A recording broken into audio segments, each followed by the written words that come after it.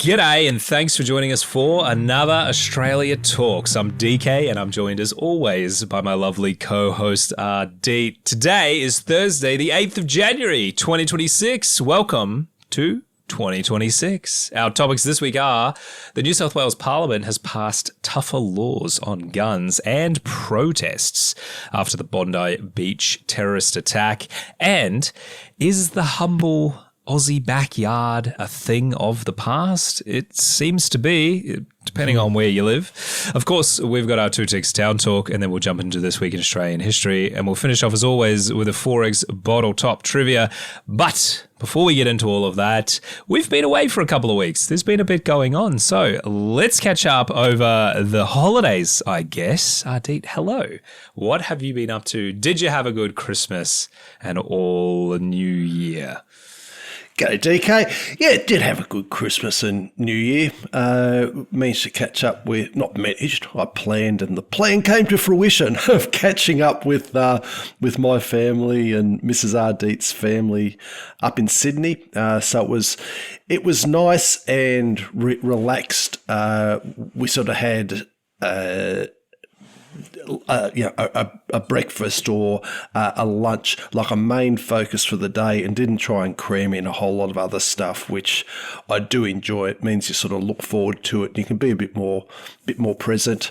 So yeah, it was good to catch up with both lots of family and nephews and nieces. New Year's Eve, old man into bed nice pretty early. Didn't see in the new year. I mean, I did get some texts, including from your mate DK, celebrating the New Year's Eve. But that's good. I tend to get up, look at them, give a reply, and then I conk back out again. So, it was vicariously seeing in the New Year. So, yeah, look, that was good, and we drove back home on Boxing Day. Got away nice and early. I think we got away at 4:30 a.m., which meant we avoided all the city traffic coming out of Sydney, and it meant we arrived back in Melbourne before any peak out. Not as much peak out at that time before that. So yeah, so that was good on that side. I had mentioned in the Christmas thing that we were stopping at Cessnock on the way to see a quilt show, which was worth the stop off.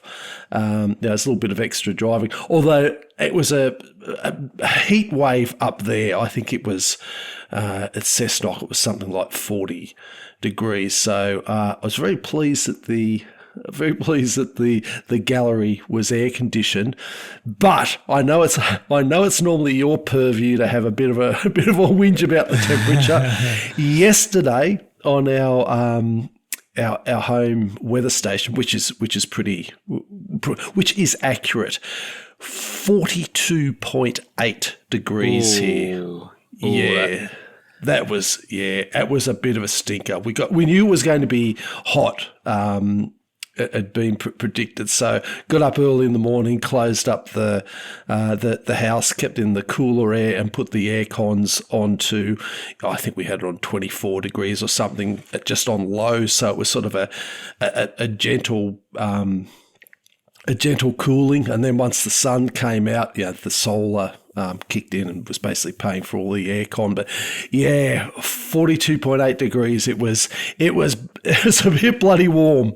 So that is 109 for our Americans. 109. Well, yeah.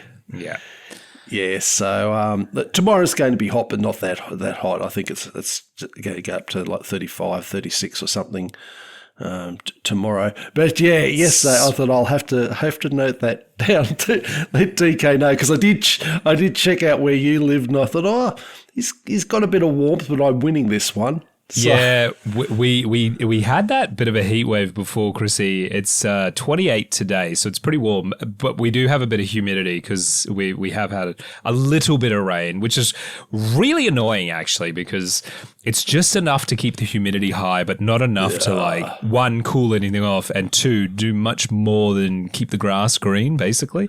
So it's very frustrating. Just a taste, yeah. but it's not that hot. As long as you got a bit of a breeze, which we do, we get a nice sea breeze, and so it is quite pleasant for this time of year. Obviously, it is summer here for us, so and Christmas we had decent weather. We got a little bit of rain, but sort of over the last couple of weeks, it's just been scattered showers on and off. It's been a bit weird for us. Kidley Winks had a good Christmas. Yeah, everyone had a great Christmas, and New Year's was great, as you know from the texts. I was up very late or very early. Went to bed just before the sun rose because I do hate seeing that. Watching the sunrise after a big night out used to be something I used to love to do. Today, it just makes me very sad to know that now I have to sleep the day away to recover. So I made the smart decision to went to bed before the sun was rising. I could just start to see that glow on the horizon, and I was like, nope, we're not doing this. We're going to bed now. But even in saying that, we the next day was a complete write-off. So I do feel like I missed the first basically almost completely. Nothing of value was done on the first, but I think that's probably most people's first. They didn't really do much, so which is fine. That in my mind, that's what the New Year Day is all about. So I'm not going to change anytime soon, I'm sure. Yeah, exactly. If that's what the way you want to do it, why not? Old enough and ugly enough that we can do whatever the hell we want.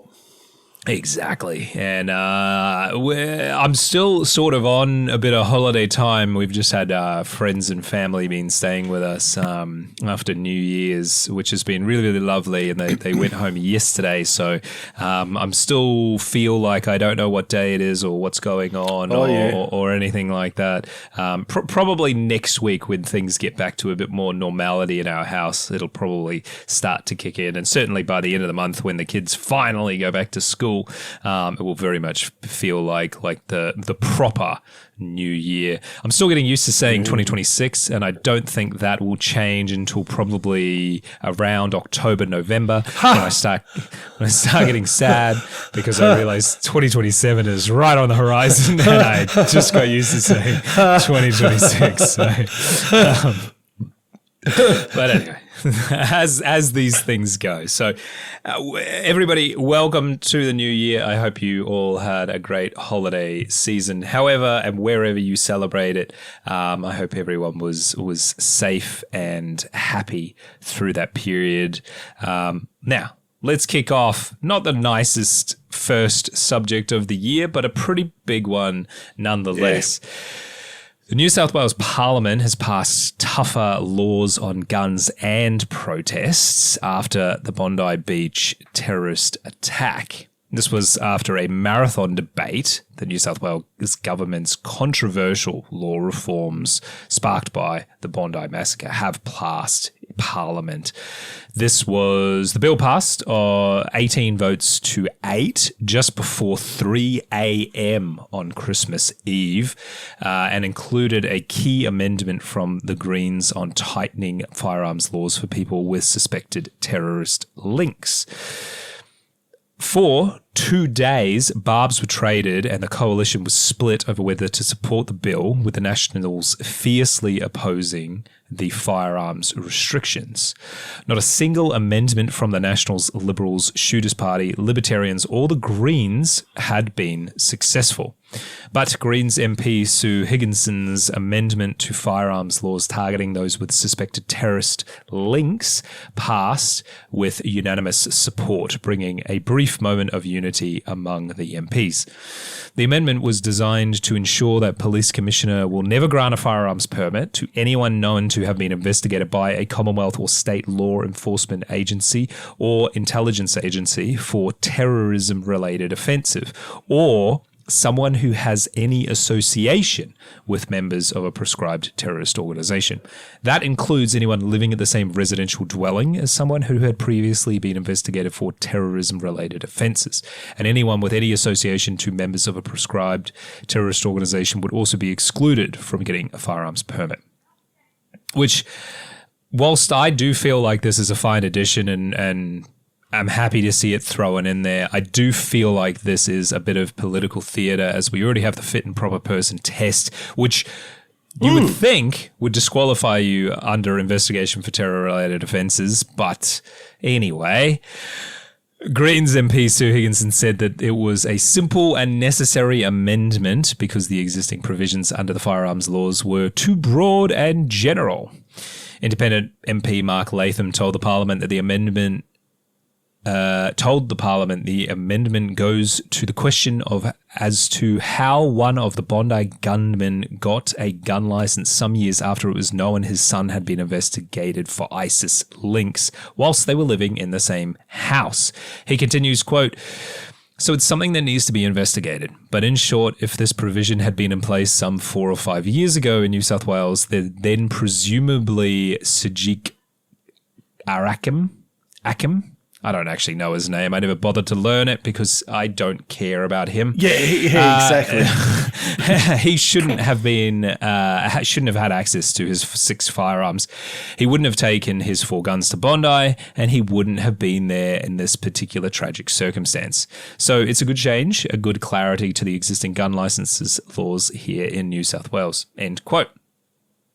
Nationals frontbencher Sarah Mitchell described the Greens amendment as pretty much a no-brainer and said that it had her party's support. She continues, quote, "If you or someone in your family has been investigated for potential terrorist offences, there shouldn't be a gun anywhere near you." End quote. I think we can all agree with that. Independent MP Rod Roberts said that this was a knee-jerk reaction bill that punished 99.9% of law-abiding firearms owners. End quote. And I agree with that. It was revealed that in the wake of the Bondi attack that the gunman Naveem Akram first came to ASIO's attention in October 2019 and was under investigation for 6 months. But there was an assessment at the time that he posed no ongoing threat. His father, Sajid, who was shot dead by police at Bondi Beach, had legally owned 6 firearms. The other part of the legislation passed overnight will restrict mass protests in the wake of a terrorism incident. The Greens MPs describe the protest reforms by the Minns government bill as an assault on democratic freedoms, and ultimately they abstained from the final vote. The New South Wales government frontbencher Penny Sharp said that it was a balanced bill that aimed to address the horrific massacre on Bondi Beach. A broad alliance of activists, political and community groups are preparing to mount a constitutional challenge in the courts over the restrictions on the protests, but the government frontbencher Penny Sharp said that her cabinet believed that the new laws were constitutional. She says, quote, "Our advice says that these laws have been carefully crafted. They're not a ban on protests. Some rules around gatherings after a terrorist event have been declared, but we believe that they are robust and will withstand any challenge." End quote. And I know a number of firearms groups are also challenging the new restrictions as well. So this is far from over, but in some ways does feel like it is already sort of done and dusted. But I have a lot of thoughts about this, and I know you very, very much do. So how do you feel about, let's start with the protest thing first. Okay. How do you feel about the protest laws and restrictions around, primarily the big one is that they are declaring after a major incident like this that basically it's just a blanket ban without very specific approvals, which, let's be honest, are pretty tight around protests, which does feel appropriate, but also it does feel like it could be easily abused by governments in the future. Yeah, well, that's obviously my big concern about this, how it will be abused by governments in the future. That you've got to apply that old maxim of whatever laws get passed now are going to be in the hands of the people you don't like in the future. And this banning, God, we see this all the time. You have this, what they do is they have a framework that hinges on one or two key phrases or concepts in order to invoke that entire framework. So they can come out here with all the crap of, oh, look, we've got this in place, these things have to happen, look at all these safeguards we've got in, and never get to the point where take that one as an example where something major happens, or something. What was the phrasing that they used just then? Not major, something. Sorry, let me find it. Sorry. Whatever that.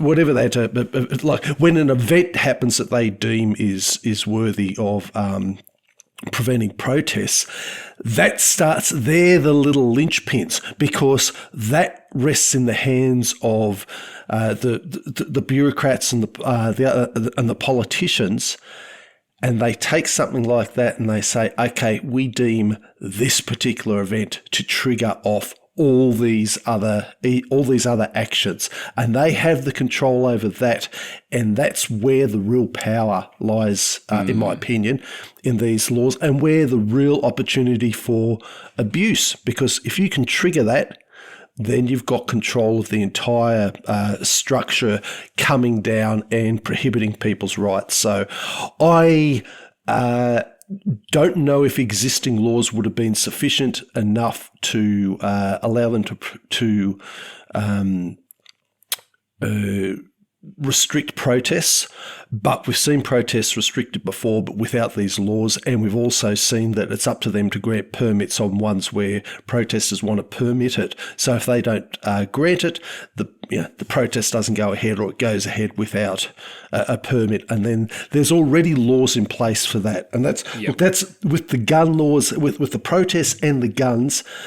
That's the thing that it really sticks in my craw and sticks in the craw of many of us, in that there's already sufficient laws and powers in there. There didn't need to be more powers granted. And unfortunately, when you have an event, such as horrible, that's so horrible, such as what happened at Bondi, politicians take advantage of the public being in a heightened mood in order to take more power and take more control. So there's never the discussion of how could we have used the existing laws better. It's, we have to make a show. We have to make theatre out of being, this new round of tough new laws. And to me, this is essentially all theatre. Look, I suppose there's a couple of positives in there, just to the tightening up. We'll do a little bit of a sort of segue over to the gun laws, which is the ones that really gets my back. The tightening up on those with suspected terrorist links, that's probably a positive, but as you alluded to, it's already part of the judgment of a fit and proper person. And what I feel we're seeing a lot of, instead of examining where things went wrong in great detail, there's look away, look at all these new shiny laws we've got. It's going to be better in the future. And it's the usual political theatre that we get. In fact, we're seeing, and this will probably come up as a story on a future podcast about whether or not, like, there's a lot of pressure on Albanese to have a royal commission into this, and he's pushing back on that. But you have to have that type of thing to work out, well, hang on, why didn't the existing laws get used correctly? And that's the bottom line. We already had these laws in place. We could already knock back these people. And what we saw was this was something that, rather than go through something that's very serious, if you're not a shooter, you might not think that gun laws are serious. And there's a lot of people who are very anti-gun. People are entitled to their opinion, as wrong as it may be. And we we saw that there was no consultation with the shooting groups. There was consultation with the anti-gun law groups, but it was just a complete wall went up to the shooting organisations. It was just a blindly political mover. It didn't make any sense. Just because this dickhead happened to have 6 guns, suddenly that became a magic number. The politicians ran with it. The media ran with it. It became the number that they had to beat. There's no concept of, well, hang on, why would somebody need that many guns? What does that actually mean? No concept of it's only possible to hold 1 gun at a time. There's nothing. It was just the fear and the fear, uncertainty, and doubt. The FUD principle, as we see it, just used time and time again with this. So completely against it. I hope that they do find out something in the constitutional side to get these revoked. But we've also got around the corner to really enforce this particular law. We're waiting on the federal gun buyback that's being proposed. So that's no doubt that'll be something else that we cover. But at the moment, hopefully we're going to see this successfully challenged. And I would put out a call, if you are a shooter, or you're a friend of a shooter who understands why it's such a safe sport, or family member, it's still worthwhile writing to your MP. And there are also some different funds that are being set up to mount legal challenges to this. I'd probably say you don't have to remember a whole lot of things. Go to Shooters Union of Australia. They'll have a lot of information there. You might also want to go to SSAA. They've got some info. But Shooters Union of Australia are doing a real comprehensive job. So I'd suggest if you're a shooter or sympathetic to shooters, check that out. If you don't want to get involved but just want to donate, that all makes a big difference. So hopefully we're going to see some pushback on this, because I feel like I'm disappointed in conversations that I've had with some shooters who, once again, seem to be prepared to go along with yet another round of restrictions and push me. And it just does my head in. I think, how are you not seeing the pattern of this constant bloody ratcheting down of less and less and less? Do you think it's going to stop? Of course it's not. As soon as something else happens, they're going to use that as an opportunity. So if you're one of those shooters who isn't being sort of lackadaisical about this, write a couple of letters, send an email. There's, again, go to Shooters Union or SSAA. They have some templates there. And also chuck a bit of cash at it. Even 5, 10, 50, 100, whatever you're comfortable with or can afford, if you can afford it.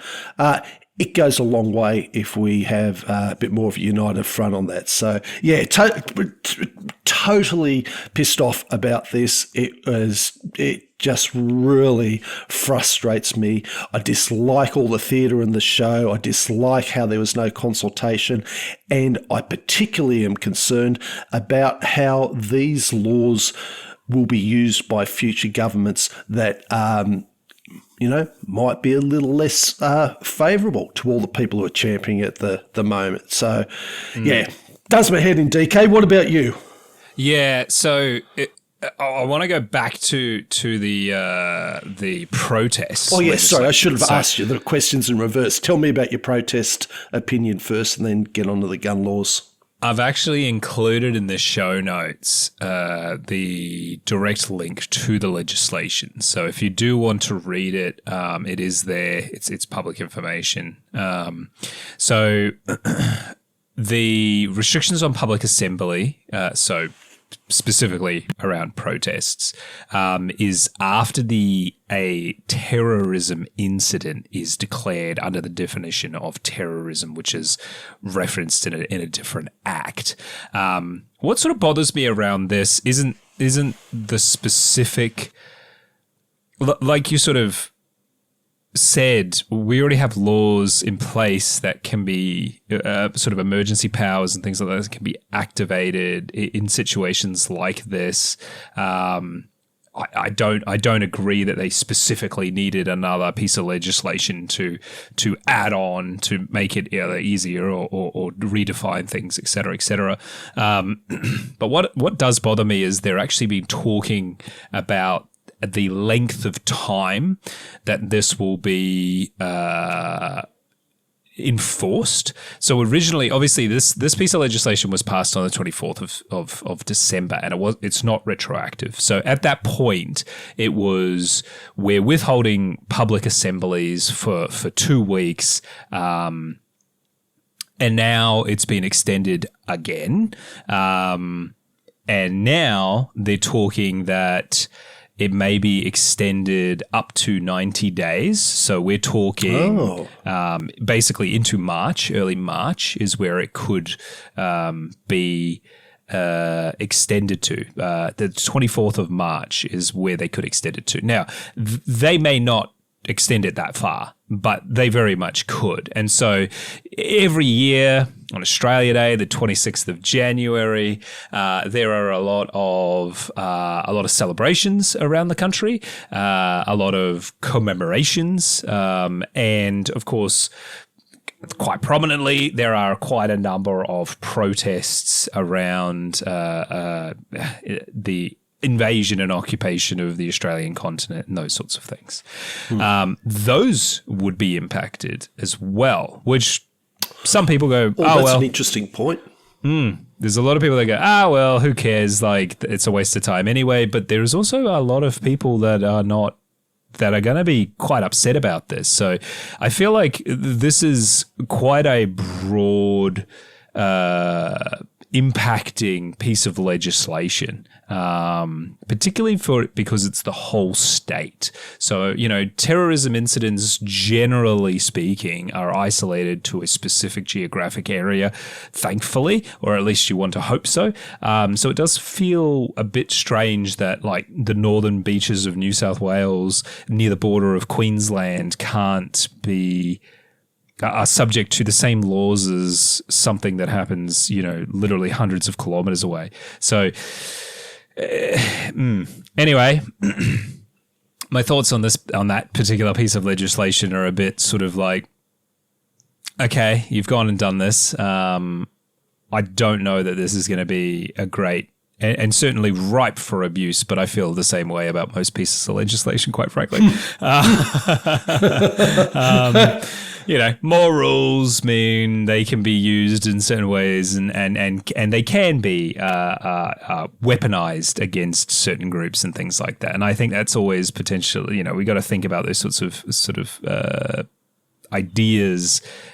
I think that's police should be limited to less than 6 pieces of legislation a year. Yeah, well, maybe they would consider them and the wording a bit more specifically. Otherwise, I think any knee-jerk reaction legislation also has to be examined quite thoroughly. Like, this was drafted, written, and passed through Parliament very quickly.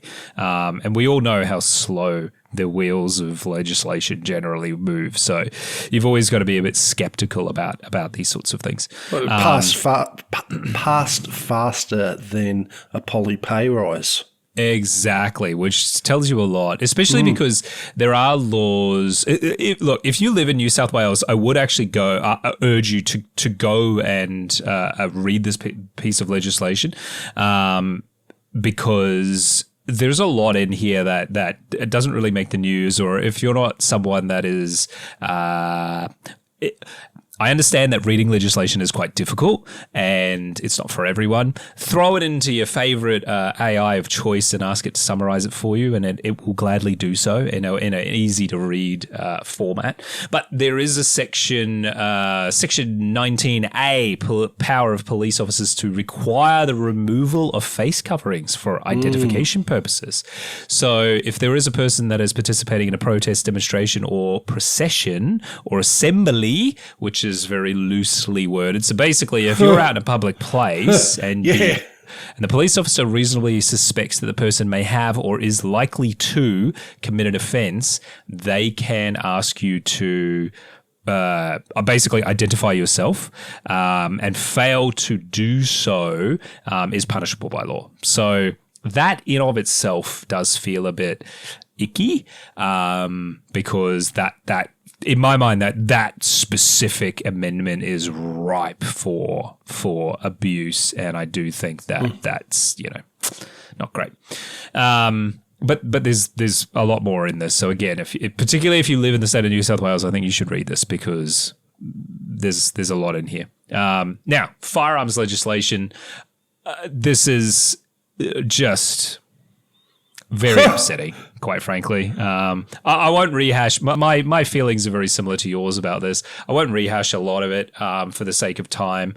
But I don't think again, a knee-jerk reaction to an absolutely horrible event. Some weirdly specific wording in this as well to do with belt-fed ammunition, which is unusual because I can't think of a single firearm that you can legally own here in Australia, particularly in the state of New South Wales, that actually has a belt feeding mechanism. So it's weird that it was specifically carved out. And no, the Bondi shooting did not contain a belt-fed weapon of any kind. So again, that's a bit strange that it's specific to that.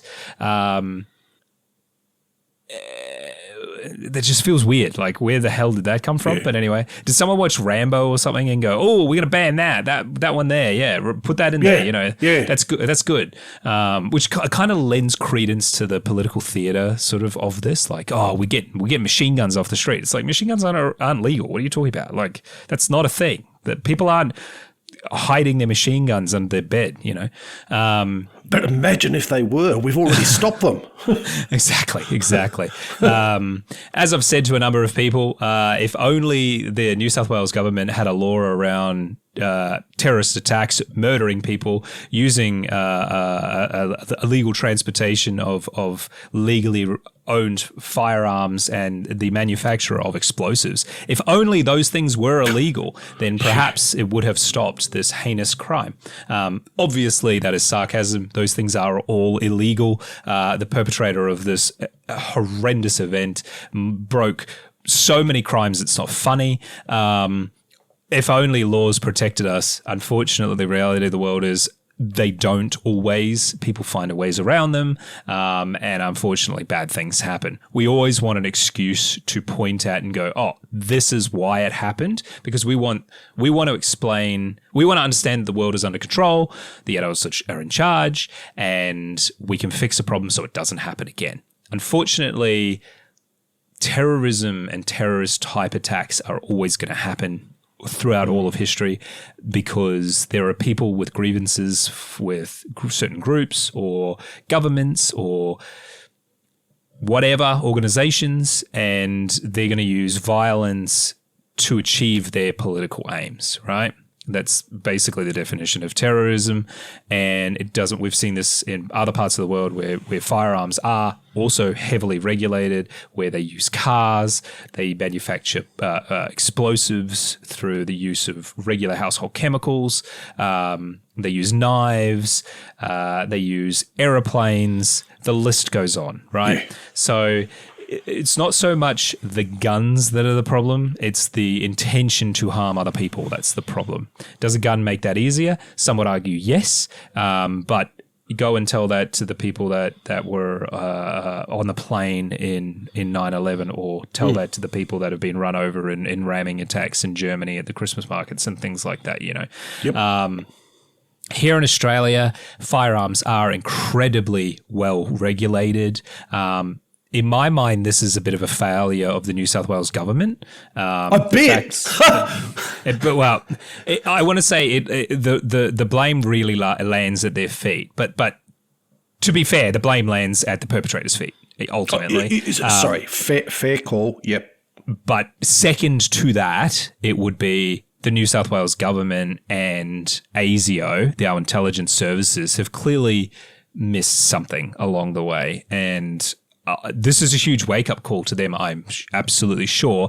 And this legislation is a knee-jerk reaction to say, hey, don't blame us, the government. We're doing something about it. We're fixing the problems that we didn't create. And it's like, yeah, but you're not, because you guys have failed. Whether it's this specific government, you can't necessarily point at this particular government who's only been in power for a couple of years and go, it's your fault. But there's been a systematic series of failures through the organization that you now represent. So we're going to blame you. We're going to point the finger at you and blame you. And this sort of knee-jerk reactive legislation actually just proves to us how incompetent these people are, because they're not going, okay, let's fix the systematic issues that have caused this failure. They're going, we're going to make more rules and we're going to make them easier to enforce. And you're like, but you're not. You're not making them. More rules doesn't make more safer. More rules doesn't make more better. More rules actually complicates things in a lot of ways, because you're not streamlining the system. You're complicating it by adding new things in. So would this have happened had this legislation been passed 5 years ago? Possibly not. I think it would have happened in a different way. Would the person have used legal firearms? Possibly not. Possibly. Maybe he wouldn't have lived with his son and he still would have been able to get them. There's always, well, what if this happened? How could we have protected if this? And this is what gets so frustrated about this. And it's not this specific piece of legislation. It's every time something happens, there's a new piece of legislation to regulate the thing more. Yep. And we just continue to see this happening. And it's not, I don't want to specifically point the finger at this particular New South Wales government, because they all do the same. If it was the Liberals, the LNP was in power in New South Wales, it probably would have done a very similar thing. The Nationals can sit there going, we're not going to support this legislation because da-da-da-da. That's easy to say when you're the opposition. If you guys were in power, I think it would be a bit of a different story. So they're all kind of full of shit, is basically what I'm trying to say. Yep. Which is really, really frustrating. And like you said, the other big grief I have is there are, in New South Wales has the highest number of firearms licensed individuals in the country, second only to Queensland. There's a lot of voters that are going to be losing their firearms as a result of, so they've done nothing wrong, right? Yep. I'm a law-abiding citizen. I like shooting on the weekends. Maybe I'm a hunter or whatever. I have a legally defined, impeccable record, because if you do anything bad, basically they go, well, you shouldn't have guns anymore, right? This includes, so for the people that don't know, this includes things like non-criminal driving offenses and things like that, right?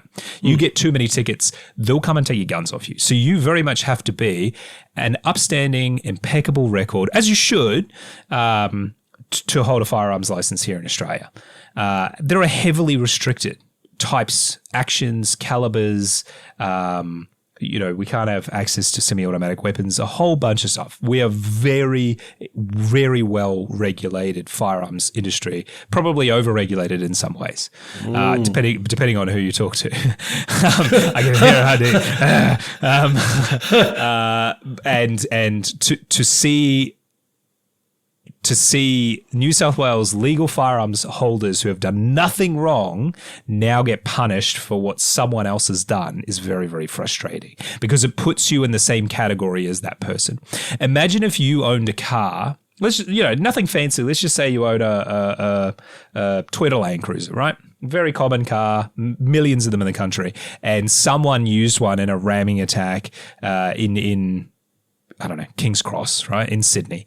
And now all Toyota Land Cruisers are being taken away from everyone. And you are being compensated, but it's not a fair compensation. It's not market value. It's the government's given you 10 grand for your car that you just spent $100,000 on because someone else did something. You go, but I didn't do anything. I'm licensed. I'm regulated. I've got an impeccable record. Why should I be punished for this?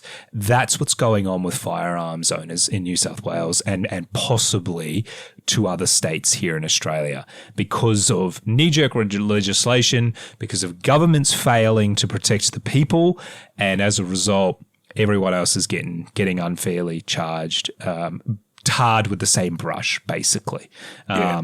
And that's really, really frustrating. And it's also incredibly frustrating that when you've got literally millions of firearms owners represented by a handful of organizations that they choose to represent them in consultation for things like this, and not a single MP reached out to have those conversations. What a disgusting betrayal of democracy, basically. We'll talk to the people that want to ban all guns and take away all the things. Imagine if car legislation, we talked to people that hate cars and want to ban cars, but we never talked to the pro-car people. That's what this is, right? Yep. It doesn't make sense. Or if we're talking about, abortion laws or something, and we only talk to the pro-abortion people, and not the pro-life people. Pro-life, you know? Just having a one-sided conversation doesn't help anyone, and that's incredibly frustrating too. So, look. At the next state election in New South Wales, I'm not sure exactly if that's next year or the year after. I don't live there anymore, so I can't tell you. But it is. I think the firearms voters are going to have their say, and I would say the voting public are going to have their say at the federal election too. As much as this is a state government issue, people point at Anthony Albanese because he is the leader. He's the prime minister. He's the leader of the country. He's the buck stops with him, essentially, in a lot of people's minds, at least, even if it's not literally. And as a result, I think if there was an election today, we've seen a lot of polls around it. If there was an election today, both the New South Wales government and the federal government would lose that election because of the handling of this so far, and probably the continued handling of it. Let's be honest, I don't have high hopes for that this is going to get any better. Don't wait for the next election. Yeah, that's part of the trap. You're thinking, I'll wait for that. Contact your, like, if you actually make the effort to send an email or a handwritten letter to your representatives, to Albo, to like for example, I've contacted the Premier down here in Victoria, even though these laws have been passed in New South Wales, just to say to her, if you support this type of law in the future, you completely lost my vote, and I won't support anyone in your party ever again. Words to that effect. It's not something, unless we stop this rot from metastasizing, it's going to happen in your state, and you have to talk the language that politicians talk, and that is fear and holding back your vote. So Yep. Don't wait for the next election. Contact them now and do something now, because otherwise things cool down. People get used to it. Yeah. So sorry to interrupt you there, but I think it's an immediate thing, and just because this bit has happened doesn't mean it can't be reversed, doesn't mean there can't be pressure on, doesn't mean we can't get people out there saying, oh, hang on, the shooters are actually speaking up. I also, just to add to that as well, if you're not a shooting person and if you're kind of indifferent to this piece of legislation and everything like that, something that may motivate you a little bit is the fact that they are going to spend potentially hundreds of millions of taxpayer dollars to basically buy firearms off shooters and then destroy them. So if you're someone that's fiscally responsible and hates seeing the government just waste money, they're literally just burning it essentially, this should piss you off as well, quite frankly, just from that angle alone, because this is not going to be cheap. You don't see it often talked about on the news. They just go, oh, great success, we're doing this. But this is not going to be cheap. This is going to hurt. No. It's also going to slow down the economy. There is a lot of people that come from Queensland into the state of New South Wales for hunting. Because of our restrictions up here in hunting and state forests and things like that, that's going to dry up immensely. So there's a lot of tourism that's going to dry up, particularly in the northern areas of New South Wales. There's also a lot of small family businesses that are gun shops, armourers, technicians that are basically just, that entire industry is just going to dry up. So again, regardless of how you feel about firearms and firearms legislation, I think you should kind of care that small family businesses are going to go out of business because of a piece of legislation that I cannot stress this enough, the legislation that already existed was sufficient to stop this from happening if it had been enforced properly. I cannot stress that enough. If they did their fucking job, we wouldn't be in this situation. And it's very, very frustrating because they treat everybody else like they're criminals, like they're chomping at the bit to do it when this hasn't been a problem, and it should never have been a problem if they did their job properly. And instead of going, oh, we've failed and we've cocked up, they're turning around and blaming everybody else and going, oh, no, you're the problem. And we need to protect the other citizens from you people because you're the problem, which is disgusting. It's a disgusting betrayal, and it's a disgusting tarring a huge group of people with the same brush, and quite frankly, just scapegoating legal firearm owners who generally are some of the most watched groups of people in the country. So, anyway. All right. So, mates of the podcast, see if you can work out how both DK and I feel about this. Yeah. If you can't tell, not happy. But let's move on.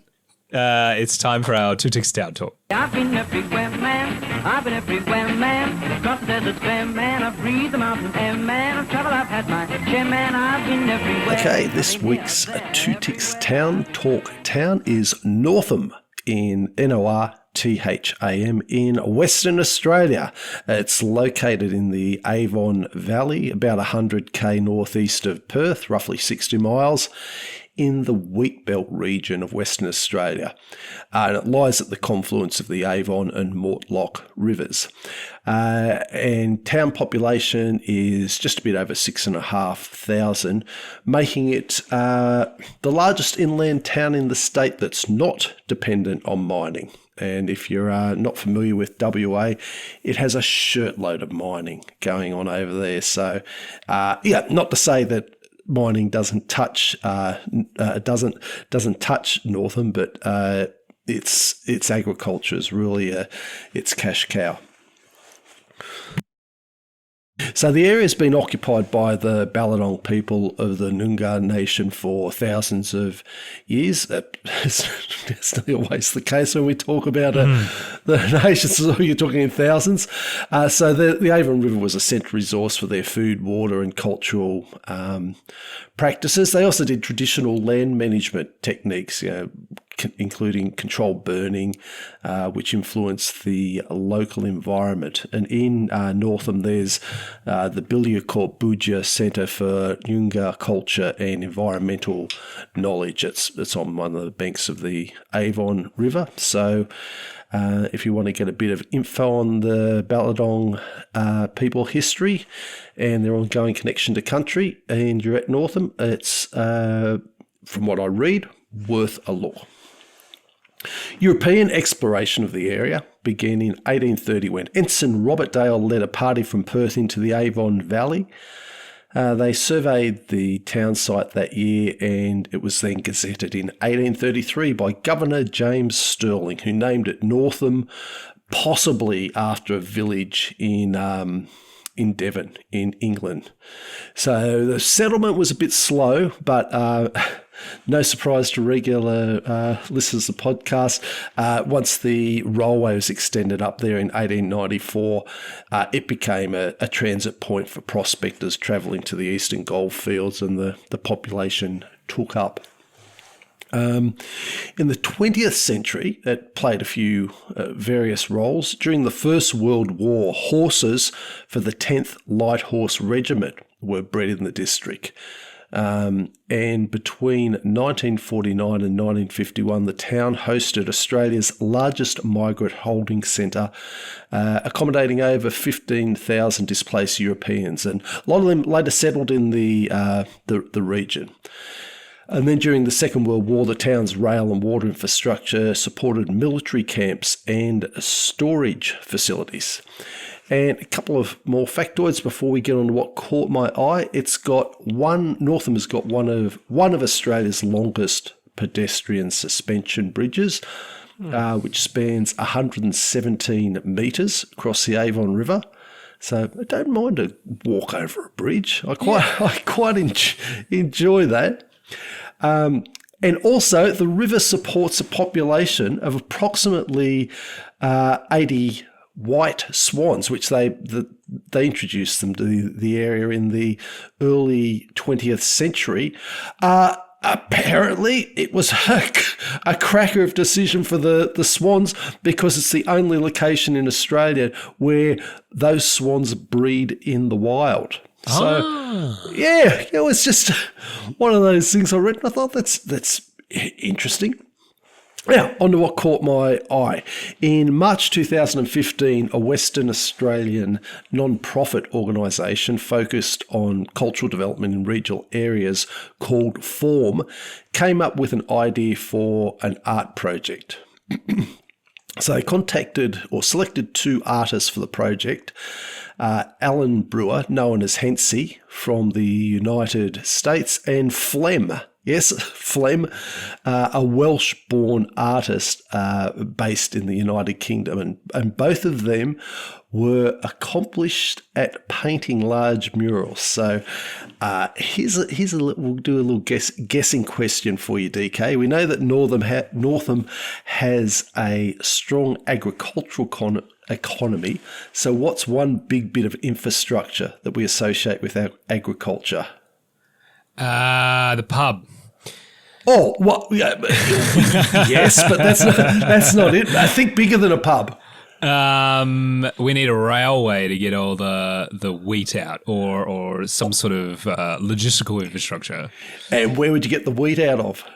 The fields. And when you bring them in from the fields, where do you put them? In a shed. Or maybe. A big round thing made out of like a silo. That's exactly. That's it. So Form commissioned the public silo art project at the operational CBH Group grain silos on the eastern edge of Northam.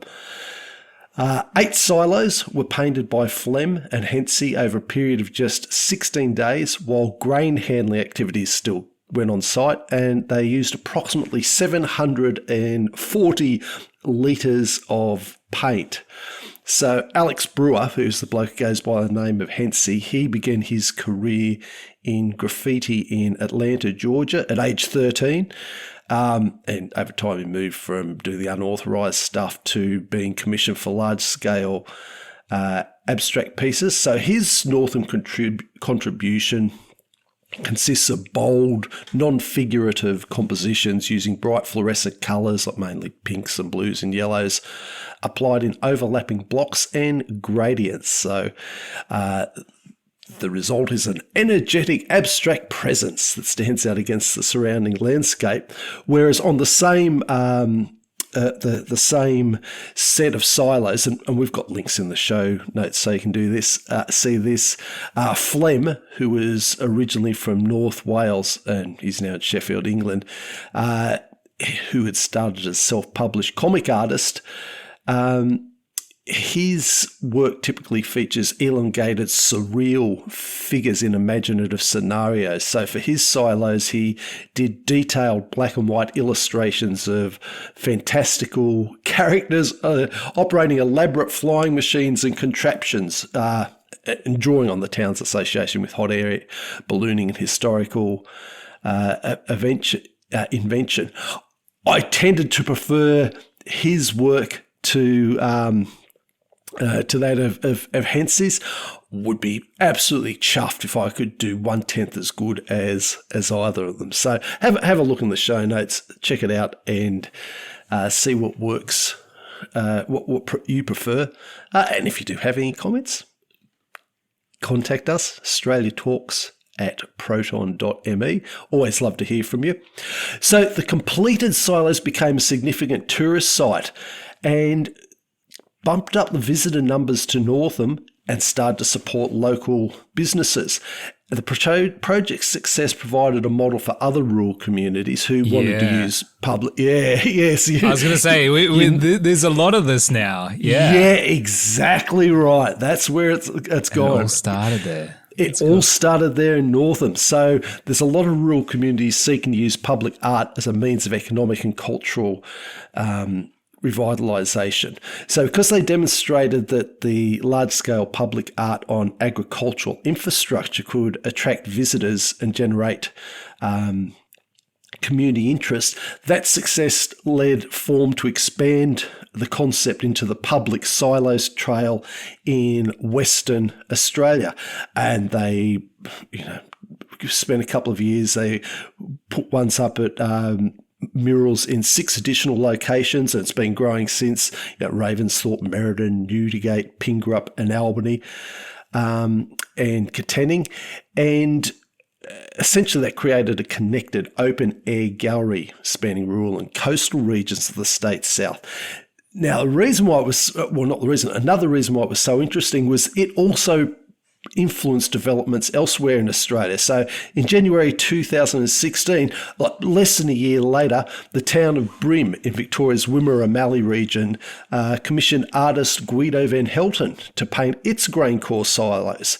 So that was a community-led effort supported by the Brim Active Community Group and Juddy Roller Art Agency. Got them a whole lot of widespread media attention and marked the beginning of silo art in Victoria. So it prompted the Yarriamback Shire Council to formalise the Wimmera Mallee Silo Art Trail, and it grew too. Includes sites such as Patchawallock, Sheep Hills, Lascelles, Rosebery and Rupinyup. And Victoria now has the highest concentration of silo art in the country, with over 30 locations across regions like Wimmera, Mallee and North East. And so it sort of made it like the unofficial silo art capital of Australia.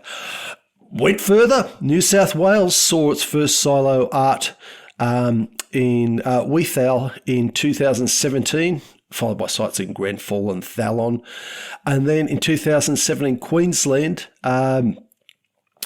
got into the act, and then South Australia. So as of early 2026, the nationwide movement encompasses more than 100 painted silos and water towers across all mainland states. So there's been a few independent mapping efforts, such as the Australian Silo Art Trail website, and there's apparently an app. There's always a bloody app, isn't there? But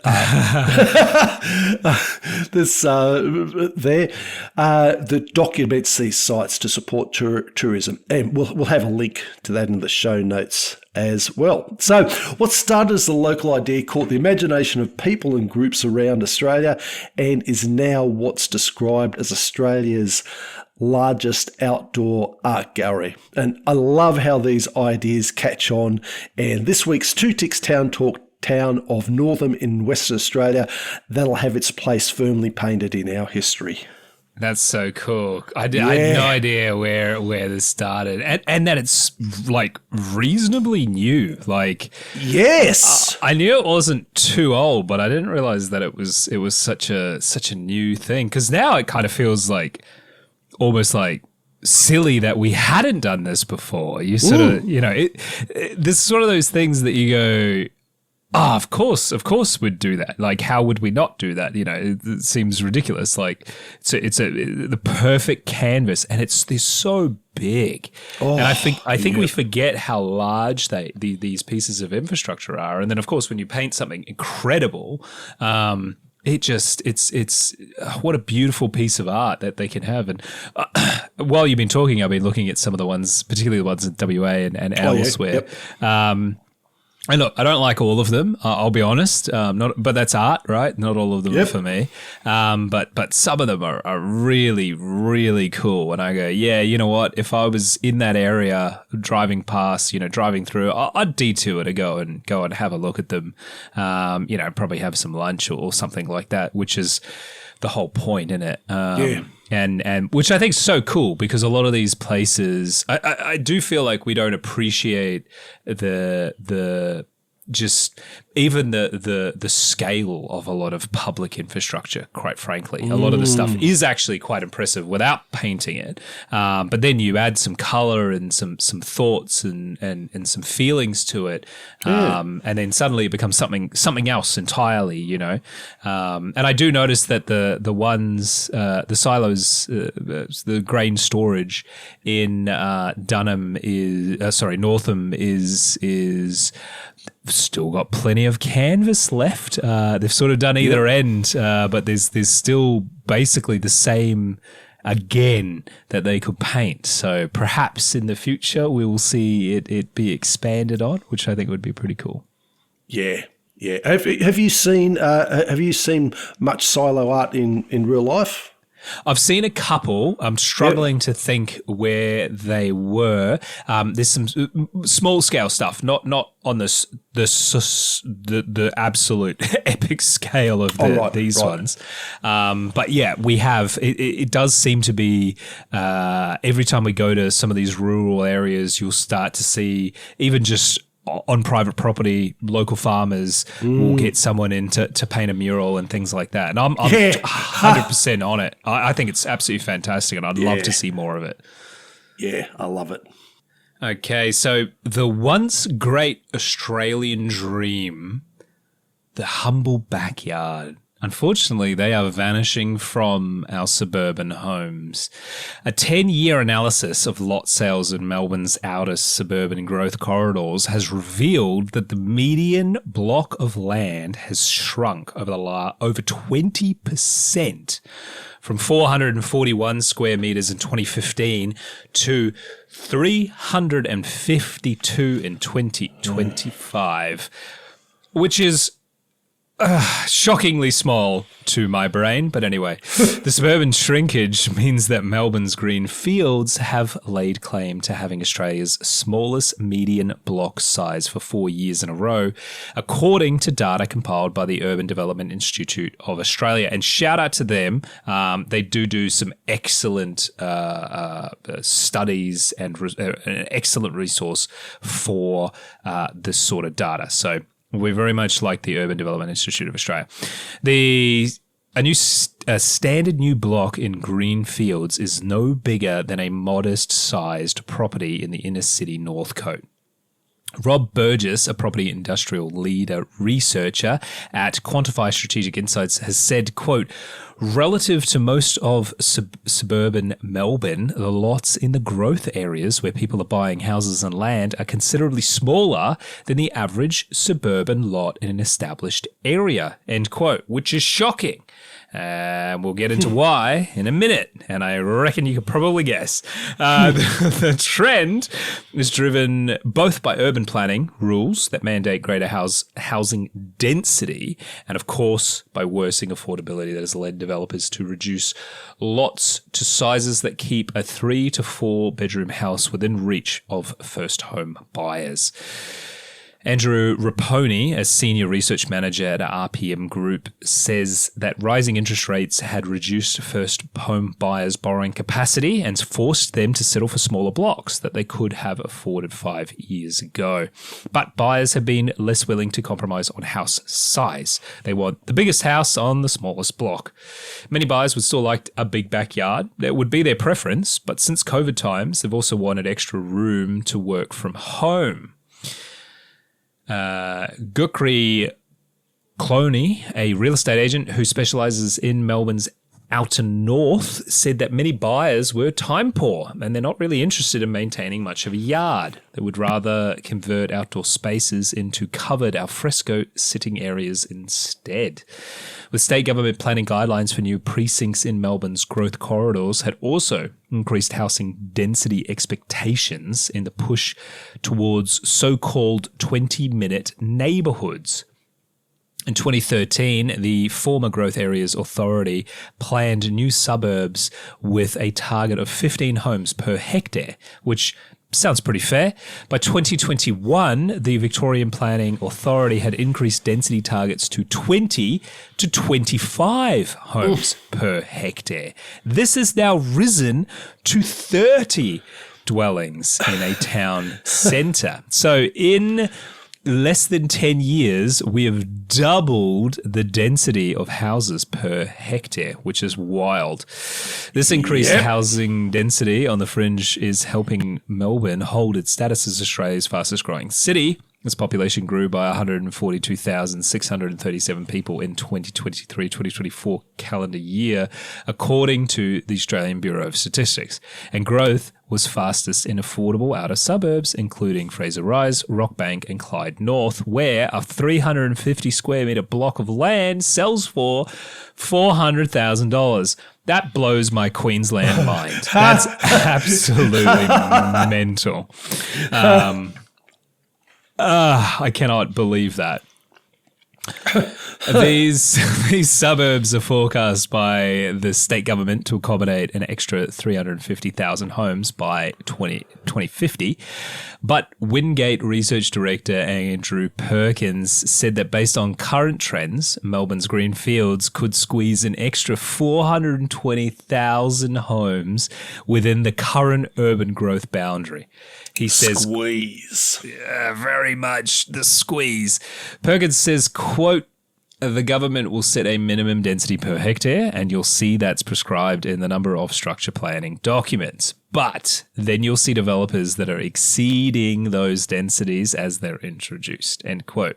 Developer greed is going to always be a factor here.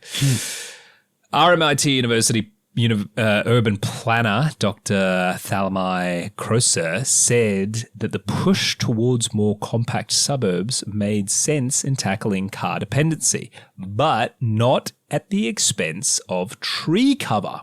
Crosser says, quote, you need tree canopy close to homes to protect neighbourhoods from heat, explaining that street trees and public parks will not keep homes cooler in a heat wave. If you look at green suburbs, places like Brisbane or even here in central Melbourne, the trees aren't doing the heavy lifting. It's the backyard trees, end quote. And so I think this is sort of like an extra point is generally with a lot of these greenfields projects, if you don't have a yard, you're not going to plant a garden. And if you don't have a garden, it means you don't have trees close to your house. And if you don't have trees close to your house, well, now you create a heat island, and that is very bad for everyone. We know this because this isn't a new phenomenon. It just happens all over the world. And whilst we're specifically focusing on Melbourne in this segment, mostly because of it's basically where we can get the best data. Don't think that other cities aren't also following suit. Brisbane's minimum block size is being adjusted down from 450 square metres to 350 square metres. Sydney doesn't, in a lot of jurisdictions, doesn't actually have a minimum block size. But generally speaking, the minimums that do exist is 450 square metres for now, at least. However, we're already seeing areas that have minimums as low as 250 square metres. Wow. So, is this the end of the suburban backyard? Perhaps.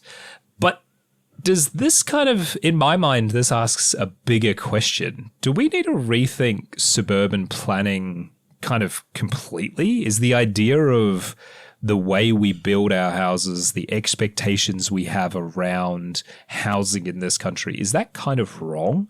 Do we need to start thinking maybe a bit more like the European terracing style, as opposed to trying to have separate houses which are basically touching almost anyway? I swear every time I drive into a new suburb, the roofs are almost touching. You know, we're talking centimeters apart. You may as well how would you bloody paint the walls between you and your neighbours unless you're some bloody rake that can fit in between it? I mean, God, I look at them, something like, bloody hell, I'd be hard pushed to get between those two. Now, you and I are very fortunate, without giving our listeners too much away. The two of us live on substantial property. We don't have too much concerns about how close our neighbors are and things like that. But we also don't live in the city centers or these particular growth areas. Which is a choice we've consciously made partially for this exact reason. But how do you feel about the disappearing of the suburban backyard? And is it surprising to you, or do you think this is just a natural evolution of what's going on? Look, from the romantic view, I feel, it's sad to see it actually happening. There was in the article that we had, who was this bloke, Taran Pawa and his wife Anupreet, and made a quote that they were after a yard generous enough to be a private sanctuary and social gathering place. And I thought that encompassed nicely the joy that you can get from a backyard. And it doesn't have to be huge, but it has to be that little bit, well, in my opinion, it has to be that little bit of nature and outdoors where you can walk out. Like if you can't walk out and look up and see uninterrupted sky, or better still, sky with mottled through the leaves of your trees, then you don't have a backyard. I know it might be nice to sort of have the enclosed areas, but I don't know. For me, as a personal preference, and I think as a human, you need to be able to look at the stars. You need to be able to look at the skies. You need to be able to just sit on, a bit of grass, even if it's bloody full of weeds. If you've given it a mow, unless it's your patch of grass, there's something. I don't know. There's something innately human about having that little bit of nature, even if it's in the middle of all this suburbia. If you've just got even if you've got a few square meters of grass, a few pot plants and some shrubs, you still got something that you've created with nature. I thought that comment, a yard generous enough to be a private sanctuary and social gathering place, really sort of struck me. And if you have a backyard, you can plant trees. Now, as mates of the podcast know, I'm, as long as GK, big fans of trees. Bloody love the trees. Always looking for somewhere else where you can squeeze one in and thinking, that's going to be a beauty in, 10, 15, 20 years.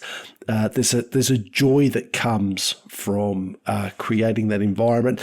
And you see, you can do this, well, you would have noticed this yourself. If you drive around an area and there's a number of trees around the place, it just gives an area a different feel. It's a solidity, it's I don't know, it's a little bit more of that slight harmony with nature creates a very different atmosphere, as opposed to when you go on new estates. And some estates will have room for planting there, but when you go to a new estate where the trees and everything are still brand new, there's definitely something something missing. And if you have a backyard, if you don't have a backyard, that's never going to be solved. Now, as DK said, I'm very lucky to have a decent yard. But I've been in town. I've lived in flats, and I like the lifestyle at that point in time that we were there. It didn't even, my garden was basically pot plants on the little balcony we had. I've also lived in houses with backyards that weren't huge. I mean, compared to these ones that we're talking about in there, because I'm like you, I was a bit boggled at how small they're getting. They probably were big, but to my way of thinking, from when I'd grown up, they weren't massive, but it was still nice to have that feeling that that I was talking about. Look, I understand that it's this ever-increasing push for more density, and this comes to your question, do I think it's natural or is it going to... If you want to fit in more people into a growing city, it makes sense to capitalise on your infrastructure. Under the grounds, we've got the electricity cables, we've got the water, we've got the sewage. No more gas getting built anymore in Victoria, but we do have those services and infrastructure there. So the more people you can get tapping into them and the closer you can get to them, the more you can extract from that infrastructure. So from a bureaucratic mindset, yes, I get it. Yes, I can understand it. And no, I'm not surprised at all. But I look at this constant squeezing that they've got in there, and that you can just imagine them sitting around the table, and someone comes up with the incredibly intelligent idea of, I know, why don't we say you can put more on the house? Everyone goes, oh, that's great, job done. And just thinking, well, hang on, what are the ramifications of it? What are the unintended consequences? Because if you set the limits at a reasonable size, then developers are required to comply with that size, and you get some market force. Yeah, exactly. You get some market forces happening in there. So I do think it's inevitable. I think we're going to see more of it. I think your comment about the terracing, that could be an interesting one. I don't know how popular it would be here, but I think once you sort of change that mindset, I mean, let's face it, in the big cities, they've changed the mindset of a lot of Australians about living in great big high-rise apartments. That's something that only a few decades ago wasn't. Yeah, obviously it was a thing. It was there, but probably over the last 30 years, we've really just seen that escalate. So you can change it. You can incentivize and nudge people and nudge developers. But yeah, I come back to my original comment from my romantic point of view. I find it a bit sad, and I think the idea of the backyards vanishing to nothing is really sort of an extinction of a way of life in Australia that I think is important to the culture. And unfortunately, I'm sad to see it go in the urban areas. That's how I feel about it. What about you? How do you feel about it? And do you think this is inevitable? And should we be trying something else? I sort of mirror your emotions, I guess, on mourning it, because I do think this is going to continue. I don't see the reversing. Developer greed does have a big role to play here. They are purchasing land at a certain price, and they want to eke out as much profit as they can from that. And the best way to do that is to divide that land up into smaller and smaller pieces, and to sell those pieces for higher and higher price. Like, I get it. I would do the same thing, quite frankly. Yep. So I can't blame them, but let's call a spade a spade. And that's where council legislation has kind of failed people. Well, failed is a strong term, but because you're right, we are going to lose some of our culture, particularly things like backyard cricket basically doesn't exist anymore. Can't play backyard cricket if you don't have a backyard, right? a lot of even things like backyard pools are just going to sort of disappear, or they're just going to get so small that it becomes much more difficult for people to justify the cost because access is a problem.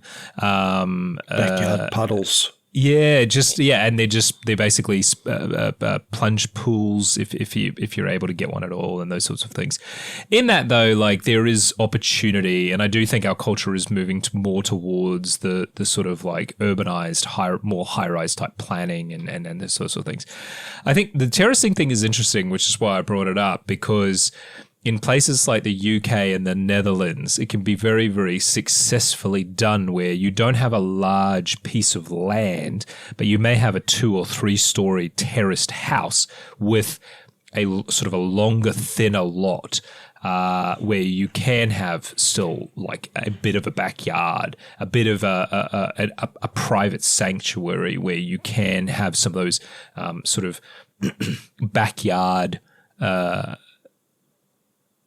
pleasures, I guess, of standing out at night, watching the stars, having a little bit of a garden, planting some trees, having some pets. I'll jump in on that because Mrs. Ardeet, before she met me, had a place up in Sydney that was in that terraced thing, and it wasn't a huge backyard, but it was still that backyard, and I think doing that terracing did actually increase the availability of having that yard. So yeah, I get what you're saying. Yeah, and I think what we'll see as well is with the reduction of yard sizes is I think we'll see the reduction of like family pets. We'll have fewer dogs, or the dogs we do have will be smaller because there'll be more the inside sort of dogs rather than the typical golden retrievers and Labradors and things like that we've had in the past, because the culture's sort of moving in that more urbanized direction. And I do think we're clinging to the past a little bit, where everyone wants a 4-bedroom home on a 1,000 square meter block 5 minutes out of the city, which is just completely unrealistic. And as a result, I think the youth are going to suffer. We're going to see fewer kids playing outside, which we're already seeing, and that's been going on for a very long time. So we're going to see, health problems that arise from that, lack of exposure to other people, so we get more antisocial behavior. We see, one silver lining is we'll see the rates of skin cancer probably go down, which would be nice. But we may see things like obesity and attention disorders and things like that. So, there's a snowball effects that can come from this as well. So I think there's a lot of unintended consequences that aren't anyone's specific intention to bring on, but as a result of the culture shifting, we're going to see them going in that direction, right? Which I mourn. If you are someone listening to this that goes, yeah, you're right, like these things are bad and we don't want to see them happen like that, I would urge you to move to a regional area, basically, is the simple answer. There's a lot of cheap land in this country. There's a lot of land. We're not somewhere like the UK where land is sparse and few and far between. Hell, I'm pretty sure the state of Victoria has more land than the entirety, or close to the entirety of the UK. Probably not quite, but certainly New South Wales. New South Wales definitely does. So it's not like we're short on land, as they say. No one's building more land. We don't need to. We have a lot. We just need to spread out and be a little bit smarter about how we actually use it. So. I think it's a shame to see the culture shifting in that way, because it means that sort of the lifestyle I grew up with and currently live is maybe not going to be the same for probably not my kids, but maybe my grandkids, if they my kids move to these sorts of areas. And certainly there's a lot of Aussie kids that are growing up now that are in these suburbs that they just think this is normal and it's going to be the same thing. The other thing that really blows my mind, which is a little bit off topic, is how many of these houses have like grey and black roofs in this country. If you're building a house, put a white roof on your house. You want to keep the heat out in most of the country, not the opposite. just to touch on that, I know it's a bit off topic, but I couldn't help but notice when I was looking at all the photos of all these new greenfield building, what do you call them? Developments, where all the roofs are grey or black, and I'm like, even here in Queensland, and I'm surprised because generally you want to keep the heat out. We're a country of air conditioning as opposed to heating. Obviously down south it's a bit different, but still, I just thought it was a bit weird. Anyway, is this going to continue? Absolutely. This is never going to slow down. Once they start going in one direction, it's not going to happen. And we're seeing that actually locally here. I think in my area, the typical lot size was about 600 to 700 square meters. And now we're seeing them as almost the city sizes of the 300 and 400 square meters, which is like really upsetting to a lot of locals going, oh my gosh, because we're also seeing larger quarter acre blocks, 1,000 square meter blocks being cut in two. And those large backyards are now becoming sort of battle axe driveways. And people are just squeezing in as many houses as can. And look, I get it. We are in a housing crisis, and we very much do need the additional homes and et cetera, et cetera. But I do think there's probably better ways to do this instead of just slicing and dicing up every piece of land that we possibly can to throw more houses on them willy-nilly, rather than actually having a proper conversation about, is this what we want? Is this the culture that we want to foster long-term? And look, I understand that's really hard to try and coordinate over multiple states and across multiple developments and stuff like that. That's why it really does have to, as much as I hate legislation, as much as it really does need to come from the lawmakers really need to put their foot down and go, actually, no, this is the culture we want to foster. This is the environment that we want our children and grandchildren to grow up in. Because even if we stopped this today, which is not going to happen, but if we did, we're still talking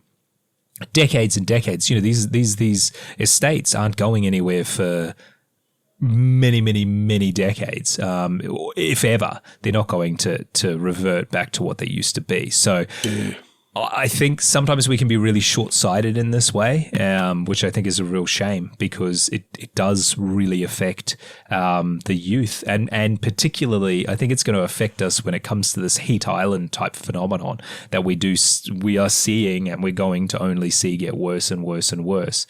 So for the listeners that don't fully understand what I mean by this, trees constantly perspire.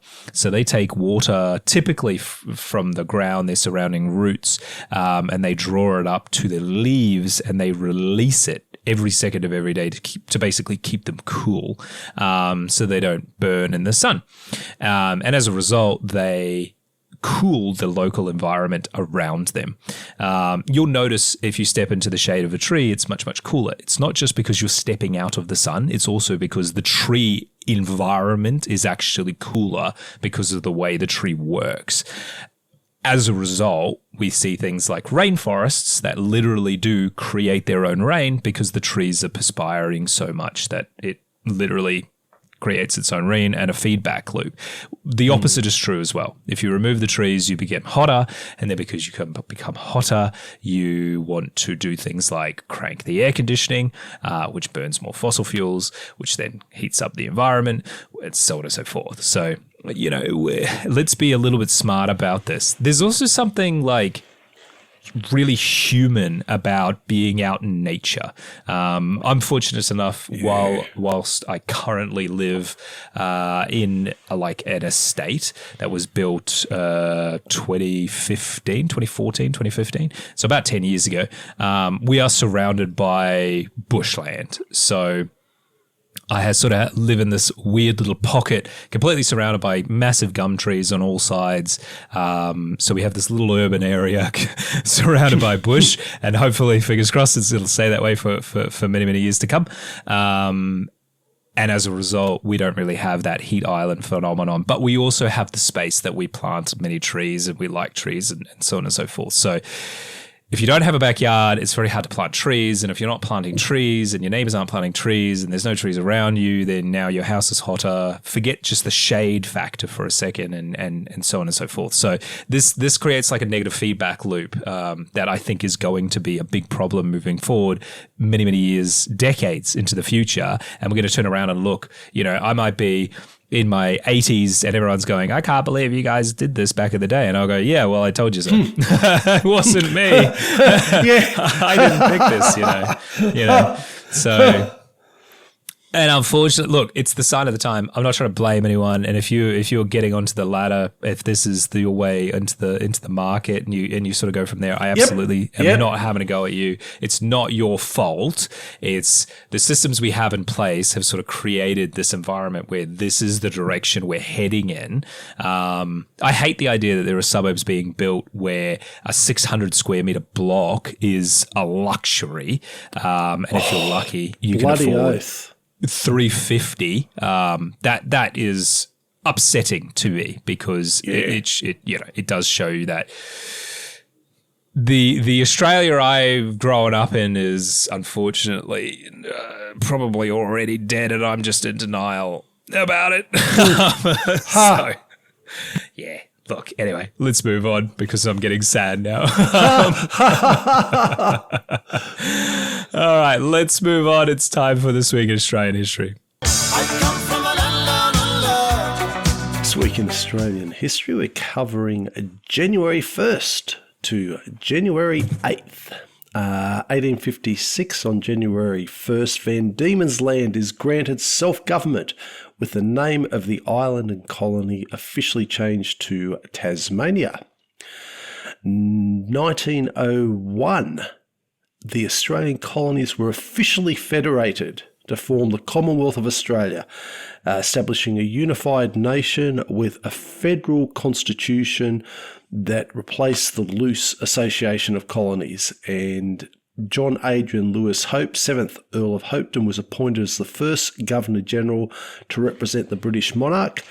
And this event culminated decades of negotiations through conventions in the 1890s, leading to the dissolution of colonial governments and the creation of a central parliament, with outcomes including the expansion of national policies on trade, defence and immigration.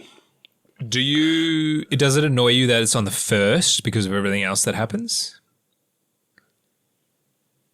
Like the fact that federation isn't kind of as big of a deal as I feel like it probably should be because it's on the 1st of January as opposed to if it was on like the 10th. Right. I never thought about that. It bothers me a lot. That's why I asked. Right. Yeah. Well, okay. I suppose the obvious answer is obviously it doesn't bother me because I haven't given. But I get exactly what you're saying. Like if you tried to get up a thing about let's celebrate federation, that people say, "Oh, you're freaking kidding me!" The 1st of January. Yeah. No, I got hangovers to get over. I got the start of the year. What a great point. Nope, never thought of it before, but I see instantly what you're saying. I wish it was like the 10th of January or something, and then we could have Federation Day, get rid of Australia Day, make Federation Day the big day, and But anyway, it is what it is. Ha! See? Oh, there you go. Unintended consequences of piss poor planning. That's what this is. Yes. Piss poor planning. What's that? 6P? Piss poor planning. Yeah. What is it? Proper planning prevents. This you should know. You're bloody militaries. Yep. But yeah, you know what I'm talking about. I'm going to look it up now. Yeah, good. I'll Proper planning prevents piss poor performance. That's what it is. Yes. That's it. Yeah. 1915, on the 1st of January, 6 people are shot and killed and another 7 wounded in an attack at a picnic near Broken Hill in New South Wales, war-related. 1983, closer economics free trade agreement between Australia and New Zealand comes into force. In 2005, on the same day, the Australia-United States Free Trade Agreement which basic preferential trade agreement between Australia and the United States, comes into force. Which, as we've found out, doesn't mean a lot to some people. Well, yeah. Wow, yeah. Who thought whims of politicians and bureaucrats? Yeah. January 2nd, 1837, the Supreme Court of South Australia is established by letters patent 5 days after the founding of the colony. 1913, Australian philately proper begins with the kangaroo and map series of stamps. So if you're a philatelist, you would say, oh yeah, I know that. In fact, I've got a couple of them as well. You know, there's a shirtload of them, so I've got the low value ones, but it's an instantly recognisable one. And if you're not a philatelist, you're probably saying, who cares? But they are an iconic stamp, in my opinion. 1943, Australia sends its first envoy to the Union of Soviet Socialist Republics. 1961, combined oral contraceptive pills are first sold in Australia. So, revolutionary form of birth control. 1992, George H.W. Bush becomes the first president of the United States to address the Parliament of Australia. So, he did a speech in Canberra, banged on about the highlighted shared democratic values. Well, yes, there are shared democratic values and bilateral cooperation. January 3rd, 1870, state flag of Western Australia is adopted. 1900, electric lighting is installed on Adelaide streets, early adoption of modern infrastructure during the Federation era. January 5th, 1891, the Australian shearers' strike begins, and that led to the formation of the Australian Labor Party. And they've been fleecing us ever since. Yeah, it's not just them, unfortunately. 1975, the first one-day international cricket matches played at the MCG between Australia and England. And I'm old enough to remember the one days starting up and all the brouhaha about how it just wasn't cricket, but bloody hell, it's definitely become cricket. 1975, the Tasman Bridge disaster claims 12 lives. There was a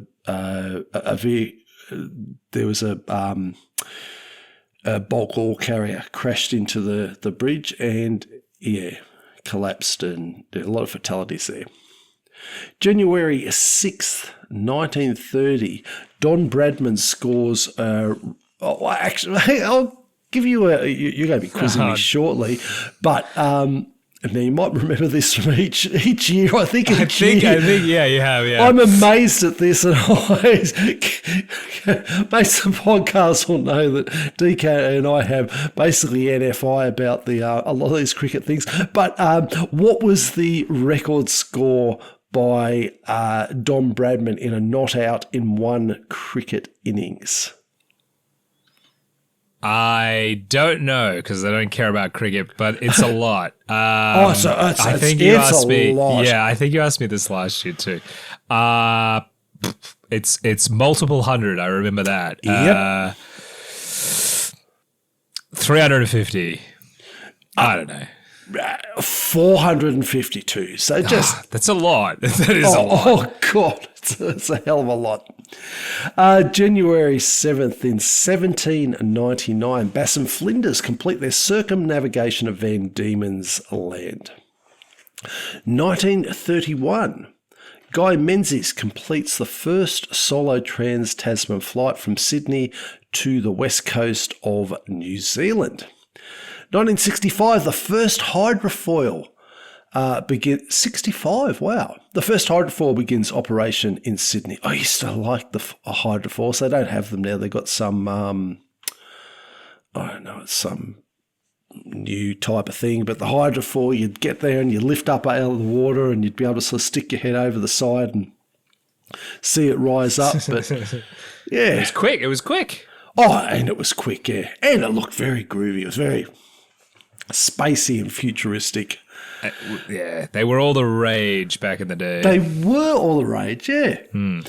January 8th, 1810, the Derwent Star and Van Diemen's Land Intelligencer, Australia's second newspaper and the first in Van Diemen's Land, begins publication.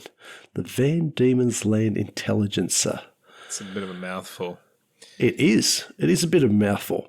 And finally, rounding out this week in Australian history, in 1878, the telephone is used for the first time in Australia in Melbourne during a demonstration where inventor Alexander Graham Bell showcased his device by making a call between officers of the Australian Handbook Company and an adjacent building saying, "Mate, it works.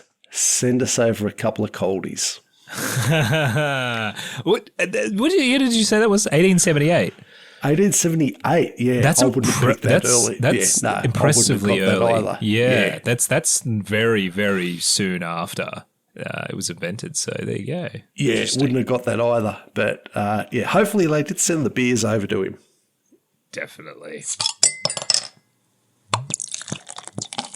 All right, that sound means it's time for the 4X of Bottle Top Trivia. First question. We've got multiple questions this week, as we always do. First question is actually quite relevant. The first question is, what year did Alexander Graham Bell demonstrate the first operational telephone here in Melbourne? Are you serious? No, I'm kidding. I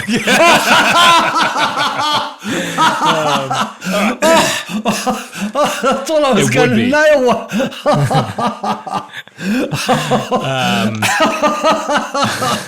Oh, very good. My hopes were going. So the real question is, that's funny. And I do think I've asked this before, but it's been so long that I couldn't remember. So you know me, if it's been long enough, I'll have forgotten it already. So the question is, and there's two answers that I'll award for this, because there's a technical answer and then there's like the layman's answer, if that makes sense. So what percentage of Australia is classified as desert? So there's You did ask me this. I think I have. It's been a while. It might have been. It's been wow. Been about this time last year. Wow, yes. And I think I did go through a bit of reasoning, and I arrived at something like about, I think about 68% was my guess. I can't remember the qualification though on why you said you'd accept two answers. So I'm going from memory. I'm going 68%. Have I remembered my own answer correctly? No, not even close. Not even close. So deserts cover about 1.3 and some change million square kilometres of Australia. This is technical deserts, as the technical scientific definition is, which is about 18% of the Australian continent. But about 35... 18? Yeah, 18%, which does feel low, but about 35% of the Australian continent receives so little rain that it is practically desert, most of which we call the outback, not technically desert though. So 35% though, in my opinion, still feels low. It feels like that is. I reckon you asked me a different question before, because I could imagine. Yeah, no, I think you might have asked me a variation of that. That's low. I wouldn't have even got close to that. Obviously. Yeah. It does definitely feel low. But yes, only 18% is technically desert. The rest of it is almost desert. So, wow. Okay. The next two questions are related in that they're similar topic. Where was the first Australian life-saving club founded? And extra points if you can guess what year it was.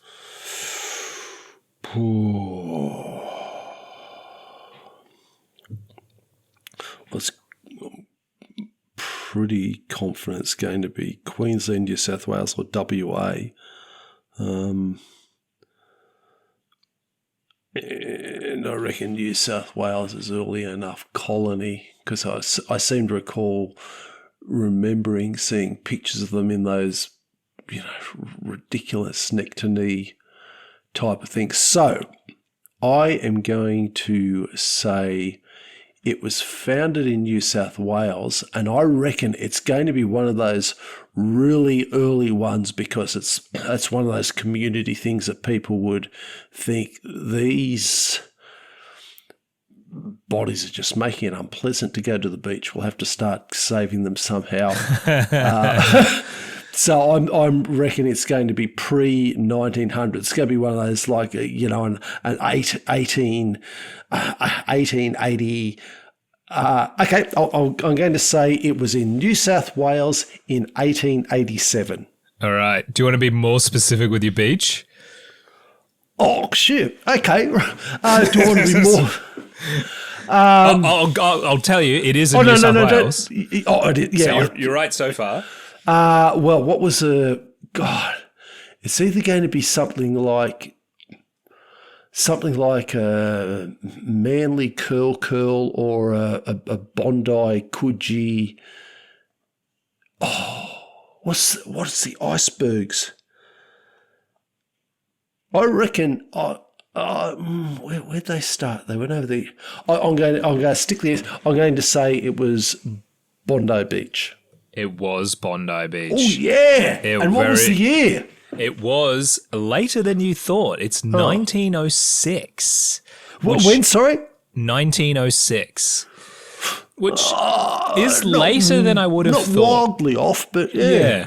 Yeah. It does feel like it would have been something people would have thought was a good idea prior to Federation. Yeah. But anyway, it wasn't. It was 1906 at Bondi Beach, Australia's first surf life-saving club. They are now found around the country, in every state and territory, and a cultural touchstone for many of our beaches. So if you are here in Australia and you go to the beach, swim between the flags. They're there for a reason. And if you go to Bondi, you will see they're not a volunteer organisation anymore at Bondi Beach, because it is quite a serious situation, because Bondi is actually quite dangerous, particularly if you don't know how to swim, as a lot of tourists apparently don't. They come here. I don't know why, but anyway, don't swim in the ocean if you don't know how to swim. Today's yeah. So the Bondi Beach, they're what we call lifeguards these days. There are professional people that are paid to do it. There is still a surf lifesaving club there though. But yeah, it was founded in 1906 at Bondi Beach.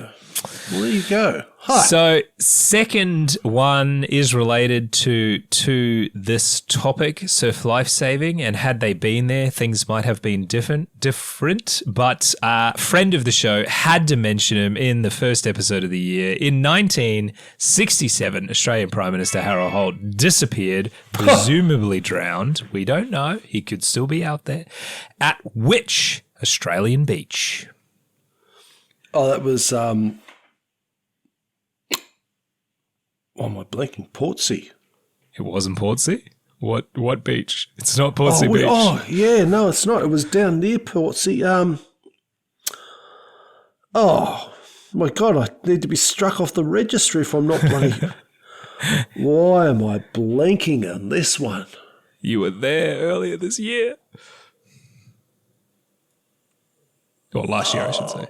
My God, why am I blanking on this? I know, I was bloody down there because I made the comment with you. See, this is why DK can ask me questions. year after year, nearly had it. Was it Cheviot?